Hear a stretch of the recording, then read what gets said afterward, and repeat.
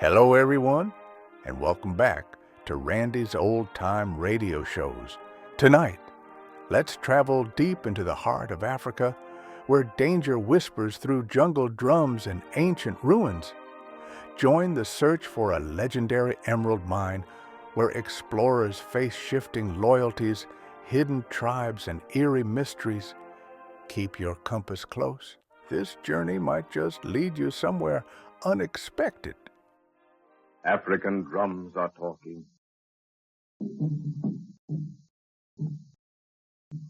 Over weary wastes of veldt and jungle, the drums bring you a story of Africa. Africa, that land of mystery and strange ritual, ebony bodies, witch doctors, and sudden death. The land of jungle and impenetrable swamp, where the primeval sweat of Mother Earth rises in miasmic clouds of fever-ridden vapor to hang suspended in the foliage of the ageless guardians of the jungle.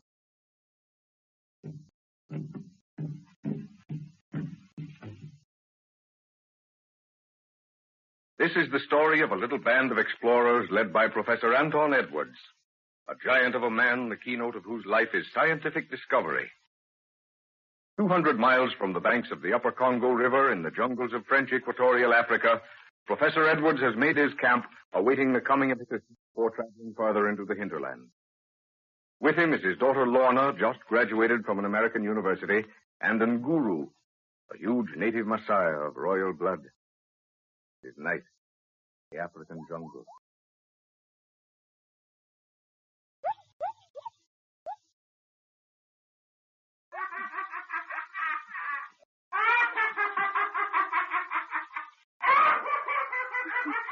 Good heavens, Father. That horrible thing is going to drive me mad. Can't we do something to stop it? Hush, Lorna. You mustn't let that sort of thing get on your nerves. We're in Africa, my dear, not New York. We must adjust ourselves accordingly. Yes, I know all that, but the thing's absurd. Whoever heard of a severed head talking and setting up a cackle like that? If I hadn't seen it myself, I wouldn't even countenance the thought. It's against all the laws of nature we've been taught to revere. As I said before, my dear, this is Africa. Anything can happen. The only way to keep one's sanity is to accept Africa, and Africa will accept you. Yes, I suppose so. I must admit that when the witch doctor brought this preserved head out and it started cackling and mumbling, I was shocked. Then I thought it was a type of ventriloquism. But the head's been brought more than 100 miles away from the man who gave it to you, and it still keeps up its absurd chatter. Yes. So I've accepted it as part of this continent and ceased to wonder. Yes, what is it, Ngoro? Juana, white man we watch, he come. Is it Jack? Yes, my dear. Oh. Jack is one whole day ahead of regular traveling time. Good. He must have heard some river stories and hurried. Confound those carriers. Hey, Baragi, backtrail one time and fetch him quick. Jack! Lorna, gee, but it's good to see you. dear. Hello, Jack. Hello. Oh, you're a day ahead of yourself, aren't you? Yes, I moved as fast as I could, Professor. But how did you know I was ahead of schedule? I didn't contemplate joining you for another week until I heard some... Until you heard some talk down the river, huh? And at the fork of the Mubangi, you left the boat, gathered a few natives together, and made a safari as fast as you could to get the truth of the matter. Well, bush telegraph, eh? Precisely. Oh, this place is as bad as Hickville. You can't turn around without the news being broadcast to every native in the country. It has its uses, my boy. Those drums are the newspapers of Africa. Well, I suppose you're tired. Come on in the tent and have something. Oh, Lorna, will you get that bottle out of the special case? Yes, Father. This night air isn't any too good for a tired body. You have any trouble on the way in? No, sir, nothing to worry about. The natives were extraordinarily helpful. In fact, just a little too much so. Each village insisted on sending a guide with me up to the next headman's territory, and there was another one waiting to take over from him on the trail. I meant to ask you about that. Has someone been giving them a course in courtesy or something? I've never encountered that sort of helpfulness before. No, I've had the same treatment, Jack, and it's not natural. But I think I know what's behind it. I'll tell you about it later. Anyhow, I'm glad you're here, but I wish to heaven I hadn't brought Lorna. Why do you say that, sir? Have you had any trouble? No, that's just it. If I had experienced the ordinary inconveniences of bush travel, I'd be unconcerned. But it's just as if we were expected, with someone at the end of the trail waiting to welcome us with open arms. Tell you frankly, I'm worried. Oh, here's Lorna. I've not bothered her with it. Oh, my, but it's good to see you sitting there, Jack. I swear if you'd waited another week, you'd have found me a nervous wreck. Why? Don't you like this country? I don't know if I do or not. There are so many inexplicable things happening around here. Things that your common sense tells you are impossible. But your eyes and ears tell you differently. Well, that's Africa, my dear. But what sort of things do you mean? Well, for instance, Good Lord, what's that? What is it? Lorna, stop trembling like that and tell me tell me what that means. Good heavens, child, get hold of yourself. Professor, can't you... Stop, Jack. Don't shake me like that.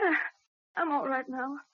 Only it's just as if the thing knew I was going to talk about it. What thing? What do you... Oh, then it is true. Those river stories weren't lying. Good Lord, Professor, you found it. You found the talking head. Yes, Jack, I found it.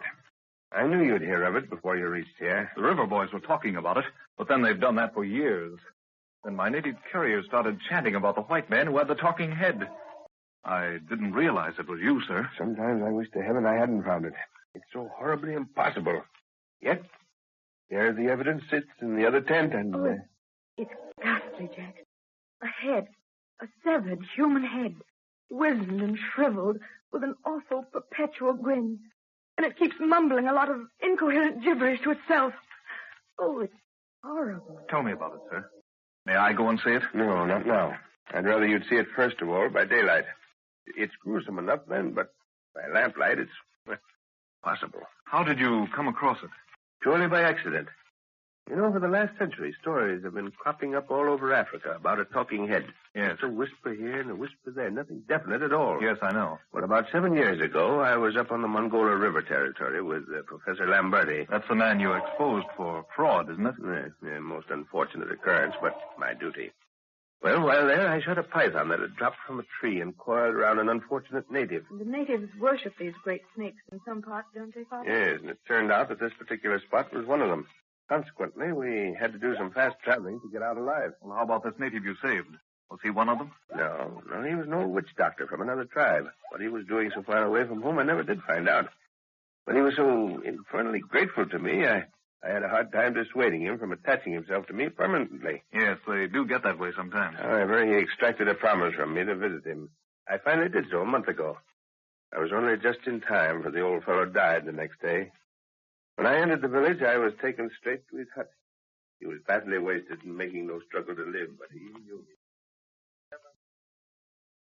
White man, since thou and I have looked upon each other, therefore art thou 7 times more welcome. Old man of wisdom, the intervening years have taken my feet into many strange places, but always has my heart remembered its promise. It is well, for now may I pass to my ancestors with a light heart.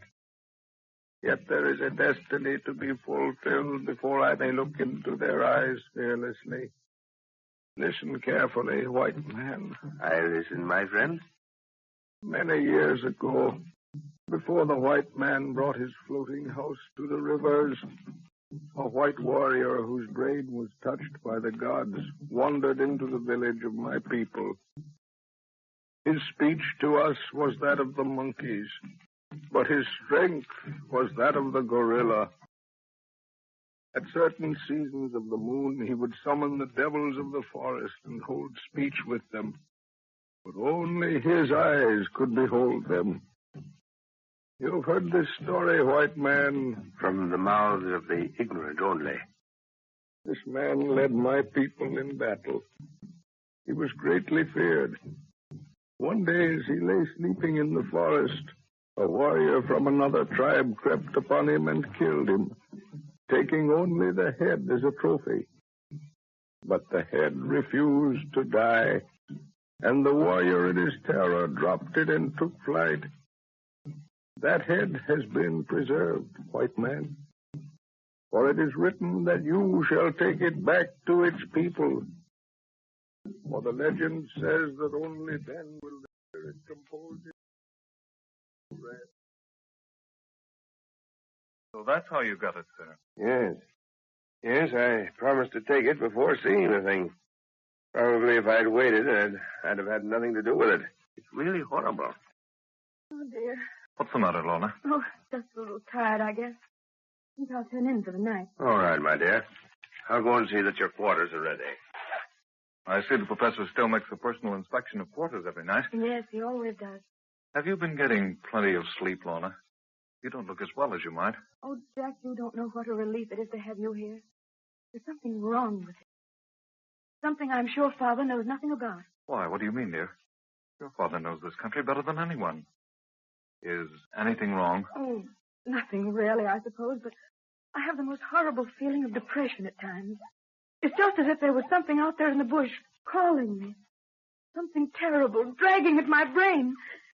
And I had the most awful temptation to walk out of camp alone. Great Scott, dear. Whatever you do, don't do that. If there's anything harmful around here, you're safe while in camp.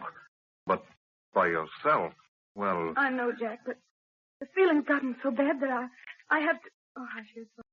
Yeah? Orders are all set, my dear. Good night, Lorna. Good night, Father. Good night, Jack, dear. Good night, dear. Sir, I think Lorna's looking as well as she might. There's something worrying her. Oh, nonsense. She hasn't a care in the world. No. No, sit here, Jack. I have something to tell you. Won't it keep until morning, sir?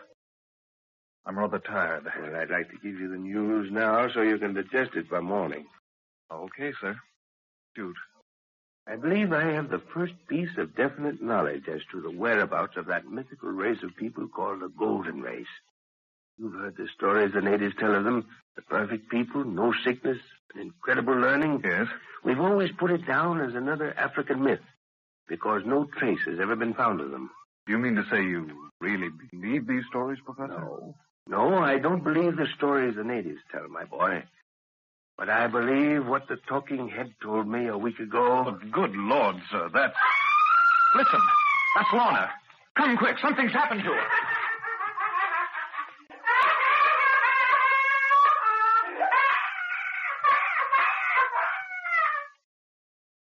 Well, folks, that's all for this episode here on Randy's Old Time Radio Shows. Now, bringing these golden oldies back to life takes no small amount of time and effort from our good friend Randy, cleaning up the audio, converting the files, and making sure each show has the best audio possible. If you've enjoyed the program and you'd like to help keep these classics on the airwaves night after night, why not consider a small donation? Every penny goes straight to supporting Randy's work and helping this channel stay on the air. You'll find the links down in the description below. And for those of you kind souls who've already given, Randy tips his fedora to you. Your support truly keeps this old radio spirit alive. Thanks ever so much. And until next time, keep those dials tuned and keep the memories rolling.